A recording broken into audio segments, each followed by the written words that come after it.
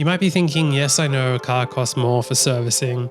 It costs more for parts and insurance. It will probably also use premium fuel as well. I know what you're going to say, and yes, all of that is true, but that's not even what we're talking about. Those are smaller costs in the true picture of it.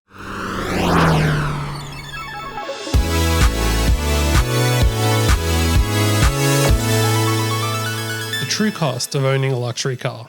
Luxury cars are one of the most common splurges that people go on when they start to earn a little bit of money. When I say a little bit of money, quite often it is realistically that. Usually it's certainly not enough to be able to pay for a luxury car in a balanced lifestyle budget. And all of that is taking the cost of a luxury car at face value, not taking into account what we're going to get into, and that is the true, real cost of a luxury car. Luxury cars are often bought out of social pressure.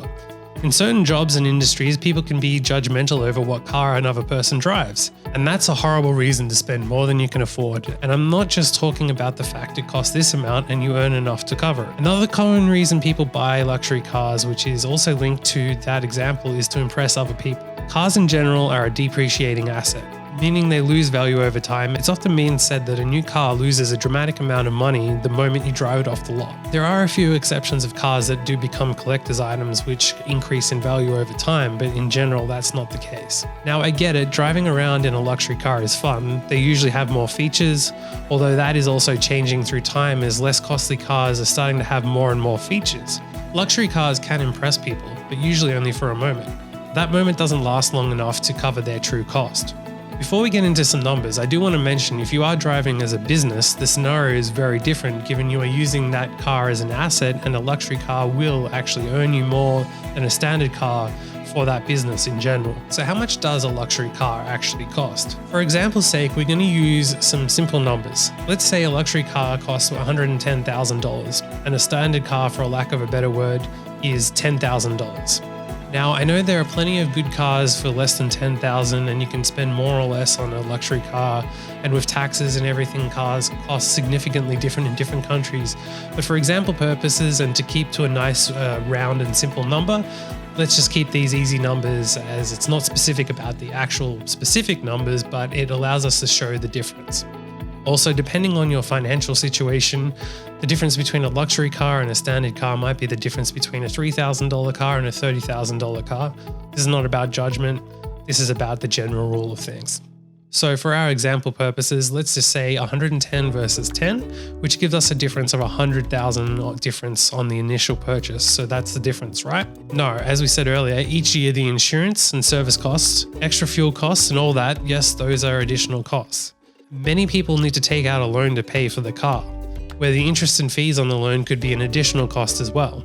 So all of those extra costs aside, which do add up and only add to the problem we are talking about, even though that's extra cost, we're not actually going to cover that here, because even though that's extra cost, that's going to be a lot of different variables. So to keep it nice and simple, the truth is that if you took $100,000 and invested in a way that gets you 4% interest, whether that's putting it in some type of retirement fund or investing in property or the share market or any of the common investment options out there, but at 4%, which isn't even a high return, in 30 years, that's $311,865. That's without factoring in the extra expenses and what that money could be put towards and could earn over time as well.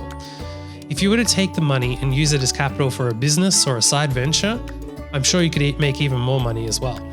Now, if you're 18 and just got a new job with a little bit of extra income and you look at 30 years time as not cool and exciting, but as you get a little bit older, you start to understand how much it actually means and the freedom that you could get from that money. As much as possible, you want to make your money work for you. There's nothing wrong with a standard car, and as much as you may want to impress others, that feeling is quite often very fleeting. In many cases, you'll even see bosses driving much cheaper cars than their staff, because they know the true value of a luxury car and often wait until they truly can afford to buy one.